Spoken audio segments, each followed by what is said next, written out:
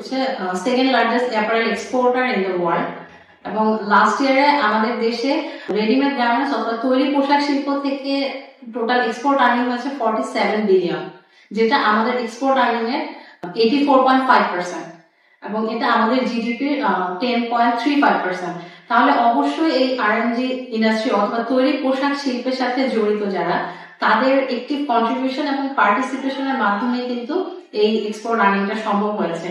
আর এই তৈরি পোশাক শিল্পকে টিকিয়ে রাখার জন্য বা তৈরি পোশাক শিল্পের মেইন কারিগর যারা হচ্ছে তারাই হচ্ছে টেক্সটাইল ইঞ্জিনিয়ার। তো প্রথমে টেক্সটাইল ইঞ্জিনিয়ার হিসেবে এই জন্যই আসলে গর্ববোধ করা উচিত।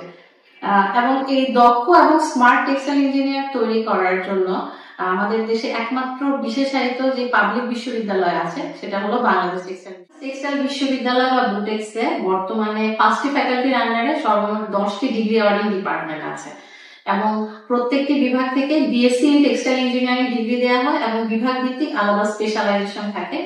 এই 5টি ফ্যাকাল্টির মধ্যে উল্লেখযোগ্য ফ্যাকাল্টি হচ্ছে faculty of textile chemical engineering এবং আমাদের বিভাগ department of environmental science and engineering, এটা এই ফ্যাকাল্টির আন্ডারে। আজকে এনভায়রনমেন্টাল সায়েন্স এন্ড ইঞ্জিনিয়ারিং বিভাগ সম্পর্কে আমি আপনাদের পরিচয় করিয়ে দিব। আমাদের বিভাগে প্রত্যেকটা শিক্ষাবর্ষে 40 জন শিক্ষার্থী ভর্তি নেওয়া হয় এবং আমাদের বিভাগে বর্তমানে 5টি ব্যাচ চলমান রয়েছে। এনভায়রনমেন্টাল সায়েন্স এন্ড ইঞ্জিনিয়ারিং ডিপার্টমেন্টটি হচ্ছে একটি মাল্টিডিসিপ্লিনারি ডিপার্টমেন্ট। এজন্য এই ডিপার্টমেন্টে যেরকম টেক্সটাইল ইঞ্জিনিয়ারিং ব্যাকগ্রাউন্ডের ফ্যাকাল্টি মেম্বার আছেন, ঠিক তেমনি ভাবে এনভায়রনমেন্টাল সায়েন্স এবং সিভিল ইঞ্জিনিয়ারিং ব্যাকগ্রাউন্ডের ফ্যাকাল্টি মেম্বারও আছেন এবং এই বিভাগে এজন্যই টেক্সটাইল কন্টেন্টের সাথে সাথে এনভায়রনমেন্ট, তারপর basic science, computing and allied engineering এর মতো বিষয়সমূহের সমন্বয়েও কিন্তু এই বিভাগের কারিকুলাম তৈরি করা হয়েছে এবং বর্তমানে আমাদের বিভাগে ওবিই অর্থাৎ আউটকাম বেস এডুকেশন কারিকুলাম চালু আছে। এখানে যে কোনো ইন্ডাস্ট্রিয়াল অ্যাক্টিভিটি মানে সেটার সাথে কিন্তু এনভায়রনমেন্টাল পলিউশন জড়িত এবং টেক্সটাইল এবং ক্লদিং ইন্ডাস্ট্রি হচ্ছে ওয়ার্ল্ডের সেকেন্ড লার্জেস্ট পলিউটিং ইন্ডাস্ট্রি। অবশ্যই এই সেক্টরের সাথে জড়িত যে এনভায়রনমেন্টাল ইস্যুগুলো আছে সেগুলোকে অবশ্যই অ্যাড্রেস করা উচিত এবং সাথে সাথে আমাদের যে পারিপার্শ্বিক যে পরিবেশ আছে, পরিবেশটা রক্ষা করা কিন্তু আমাদের নৈতিক দায়িত্বের মধ্যেই পড়ে। আমাদের দেশে কিন্তু আমরা বেসিক্যালি যে এক্সপোর্ট ওরিয়েন্টেড ইন্ডাস্ট্রি, আমরা মেইনলি কাজ করি আমাদের যে বিভিন্ন ইন্টারন্যাশনাল ব্র্যান্ড গুলো আছে। যখন এই ইন্টারন্যাশনাল ব্র্যান্ড গুলো যখন কোনো একটা ফ্যাক্টরিতে অর্ডার প্লেস করার আগে কিন্তু তারা ওই ফ্যাক্টরির ওভারঅল কমপ্লায়েন্স ইস্যু গুলো দেখে যে তারা হচ্ছে ওই ফ্যাক্টরি গুলো এনভায়রনমেন্টাল ইস্যু নিয়ে কিভাবে কাজ করছে, কিভাবে অ্যাড্রেস করছে, তাদের বিভিন্ন সার্টিফিকেশন গুলো আছে কিনা এবং ওই ফ্যাক্টরিটা পরিবেশ বান্ধব কিনা। এই কারণে কিন্তু ইন্ডাস্ট্রি গুলোতে হচ্ছে এনভায়রনমেন্টাল ইস্যু গুলো নিয়ে আসলে কাজ করা হচ্ছে আর কি, আদারওয়াইজ আমরা কোনো ধরনের অর্ডারই পাবো না। টেক্সটাইল ইন্ডাস্ট্রির সাথে যে জড়িত যে এনভায়রনমেন্টাল ইস্যু গুলো আছে, তার মানে সেইগুলো কাজ করার জন্য অবশ্যই কি দরকার, এনভায়রনমেন্টাল এক্সপার্ট দরকার। যারা এনভায়রনমেন্টাল এক্সপার্ট আছেন উনাদের কোর এক্সপার্টাইজ এরিয়াটাই হচ্ছে মেইনলি ক্লাইমেট চেঞ্জ নিয়ে বা ইন জেনারেল এনভায়রনমেন্ট নিয়ে, তারপরে তারা এনভায়রনমেন্টাল ইম্প্যাক্ট অ্যাসেসমেন্ট এই জিনিসগুলো নিয়ে তাদের এক্সপার্ট এরিয়া, কিন্তু তাদের টেক্সটাইল প্রসেসিং সম্পর্কে আসলে নলেজ নেই। আবার আমাদের যারা অন্যান্য বিভাগে যারা গ্রাজুয়েট, যারা টেক্সটাইল ইঞ্জিনিয়ারিং সম্পর্কে আইডিয়া আছে, টেক্সটাইল প্রসেসিং নিয়ে আইডিয়া আছে, তাদের আবার এনভায়রনমেন্টের মেন্টাল যে নলেজ, সাস্টেনেবিলিটি নলেজ, সেখানে কিন্তু অনেক গ্যাপ রয়েছে এবং এই ইম্পর্টেন্সটা এবং এই নিডটার উপর ভিত্তি করে কিন্তু আমাদের বিভাগটা আসলে চালু করা হয়েছে, যেন এখানে আমরা ব্লেন্ডেড একটা লার্নিং দিতে পারি। একসাথে আমাদের স্টুডেন্টরা টেক্সটাইল ইঞ্জিনিয়ারিং নিয়েও জানবে এবং এনভায়রনমেন্টাল ইস্যুগুলো নিয়েও তারা জানবে এবং তারা কি করবে, তারা ইন্ডাস্ট্রির যে স্পেসিফিক নিড আছে সেটাই হচ্ছে আমাদের গ্রাজুয়েটরা ফুলফিল করতে পারবে। যে আমাদের বিভাগে বর্তমানে ওবিই কারিকুলাম চলমান রয়েছে এবং আমরা এই কারিকুলামটি বেসিক্যালি ইন্ডাস্ট্রির নিডের উপর ভিত্তি করে কিন্তু কারিকুলামটা তৈরি করা হয়েছে। তো এখানে যেরকম টেক্সটাইল ইঞ্জিনিয়ারিং এর বেসিক মানে কোর সাবজেক্ট গুলো আছে, সেটার সাথে সাথে কিন্তু এনভায়রনমেন্ট রিলেটেড অনেক কোর্স আছে, বেসিক থেকে শুরু করে অ্যাডভান্স লেভেলের, এবং টেক্সটাইল এবং এনভায়রনমেন্ট দুইটাকে ইন্টিগ্রেট করে এই ধরনের কোর্স আছে। যেমন আমি কিছু গুরুত্বপূর্ণ কোর্সগুলো উল্লেখ করতে চাই। Environmental pollution and control, environmental modeling, wastewater treatment and modeling, GIS, then chemical management, waste management, energy resource and emerging technologies, then textile related environment, sustainable textile processing, circularity, life cycle analysis, environmental impact assessment, environmental management system, climate change, এই subject গুলো আসলে অন্তর্ভুক্ত করা হয়েছে। এমনকি ছাত্ররা যেন আন্ডারগ্রেডে তারা যেন রিসার্চ কিভাবে করতে হয় এটা যেন শিখতে পারে, এই জন্য কিন্তু রিসার্চ মেথোডোলজি কোর্সটাও কারিকুলামের মধ্যে অন্তর্ভুক্ত করা হয়েছে। আমাদের বিভাগের ছাত্ররা তাদের যে টেক্সটাইল রিলেটেড অন্য যে ল্যাব কোর্স গুলো আছে সেগুলো অন্য বিভাগের আন্ডারে, সেগুলোর পাশাপাশি বিভাগীয় যে কোর্স গুলো আছে ল্যাব কোর্স, সেগুলোর জন্য তাদের কিন্তু ডেডিকেটেড ল্যাব আছে। এবং আমাদের ল্যাবটা হচ্ছে environmental and pollution control lab. অনেকের মধ্যে এই প্রশ্নটা স্বাভাবিকভাবে জাগে যে বিভাগ খোলা হয়েছে, বিভাগের আসলে মানে জব সেক্টরটা কোথায় বিভাগের গ্রাজুয়েটের। এবং আমাদের বিভাগ থেকে যেহেতু এখন পর্যন্ত গ্রাজুয়েট বের হয়নি, আমাদের যারা প্রথম ব্যাচের স্টুডেন্ট তারা এখন ফাইনাল ইয়ারে আছে, তারা ইন্টার্নশিপ মাত্র শেষ করলো। তো তাহলে আমরা কিভাবে বুঝতে পারছি যে তাদের জব সেক্টরটা কোন জায়গায়?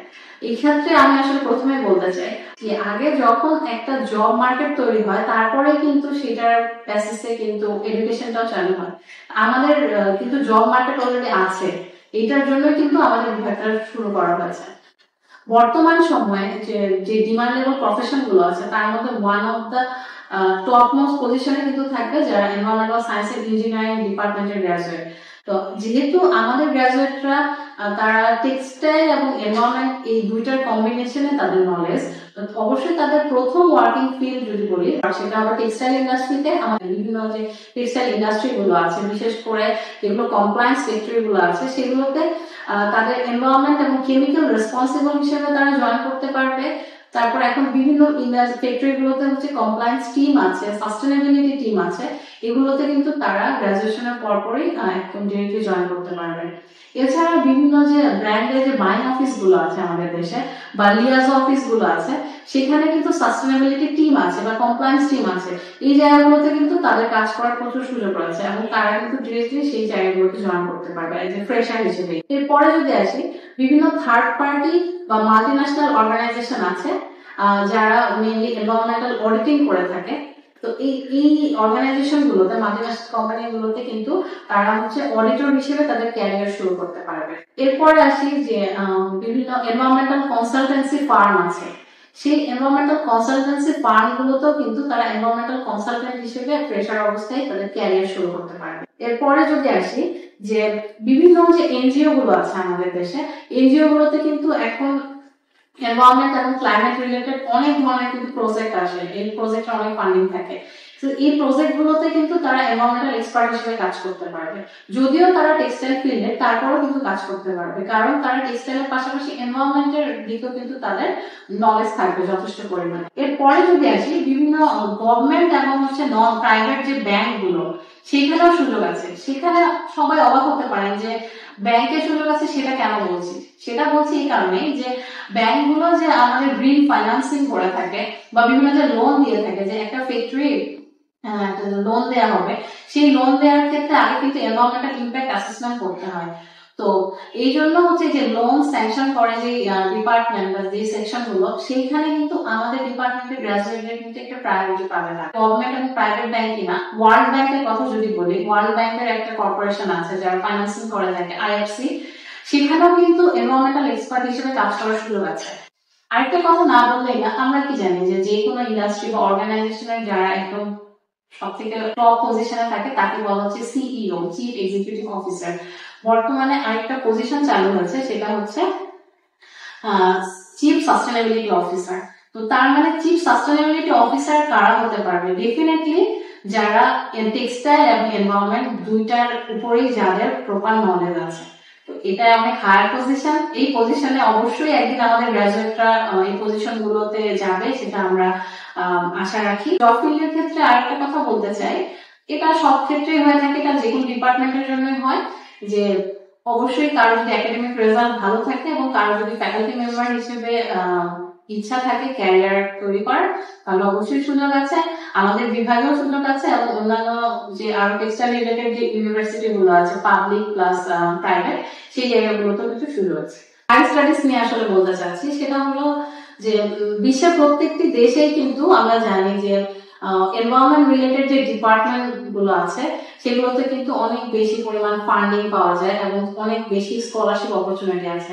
কারণ আমাদের বিভাগের যারা গ্রাজুয়েট তারা কিন্তু বিশ্বের যে কোনো দেশে কিন্তু তারা খুব সহজেই স্কলারশিপ পাওয়ার তাদের সুযোগ রয়েছে আর কি। ইউএসএ, ইউরোপিয়ান যে কোনো কান্ট্রি, অস্ট্রেলিয়ার কান্ট্রিগুলোতে বা এশিয়ান কান্ট্রি, জাপানে কিন্তু অনেক ভালো স্কলারশিপ অপরচুনিটি আছে। বর্তমানে কিন্তু অন্য বিভাগ থেকে আমাদের টেক্সটাইল বিশ্ববিদ্যালয়ের অন্য বিভাগেরও যারা শিক্ষার্থী হায়ার স্টাডিজে যাচ্ছে তারা কিন্তু ম্যাক্সিমামে কিন্তু এই যে এনভায়রনমেন্টাল দিকগুলোতে কিন্তু তারা হায়ার স্টাডি করছে। তো আমাদের ছাত্ররা যেহেতু অলরেডি এই ডিপার্টমেন্ট থেকে গ্রাজুয়েশন করবে তাহলে তাদের জন্য এই অপরচুনিটি গুলো আরো বেশি থাকবে। আমাদের বিভাগের ফ্যাকাল্টি মেম্বাররা রিসার্চের সাথে যুক্ত। আমরা ইন্ডাস্ট্রির সাথে কোলাবোরেশনে রিসার্চ ওয়ার্ক করছি। ইভেন আমাদের বিভাগের সাথে জার্মানির একটা ইউনিভার্সিটি, হোফ ইউনিভার্সিটি অফ অ্যাপ্লাইড সায়েন্সের একটা কোলাবোরেশন আছে। আমরা একসাথে রিসার্চের কাজ করছি এবং আমাদের প্রত্যেকটা ফ্যাকাল্টি মেম্বারই কিন্তু রিসার্চের সাথে যুক্ত। শুধুমাত্র ফ্যাকাল্টি মেম্বাররা যে রিসার্চের সাথে যুক্ত তা না, আমাদের বিভাগের যারা ছাত্র আছে তারা অনেকে কিন্তু দ্বিতীয় বর্ষ থেকে কিন্তু এই রিসার্চ প্রজেক্টগুলোর সাথে যুক্ত হচ্ছে। কেউ কেউ যারা ফাইনাল ইয়ারে আছে বা থার্ড ইয়ারে আছে তারা রিসার্চ অ্যাসিস্ট্যান্ট হিসেবেও কাজ করার সুযোগ পাচ্ছে। সবশেষে একটা কথাই বলবো, যারা এনভায়রনমেন্টাল সায়েন্স এন্ড ইঞ্জিনিয়ারিং ডিপার্টমেন্টের যারা গ্রাজুয়েট তাদের জন্য একটা ব্রাইট ফিউচার অপেক্ষা করছে, যার মাধ্যমে শুধু তারা দেশ নয় বহির্বিশ্ব অ্যাক্টিভ কন্ট্রিবিউশন রাখতে পারবে এবং আমাদের স্মার্ট বাংলাদেশ বিনির্মাণে তারা বিশেষ অবদান রাখতে পারবে। এবং যারা আমাদের বিভাগে ভর্তি হবে, এবং শুধুমাত্র আমাদের বিভাগ না, যারা বাংলাদেশ টেক্সটাইল বিশ্ববিদ্যালয়ে যারা 50তম ব্যাচে ভর্তি হবে তাদের সবার জন্য অনেক অনেক শুভকামনা।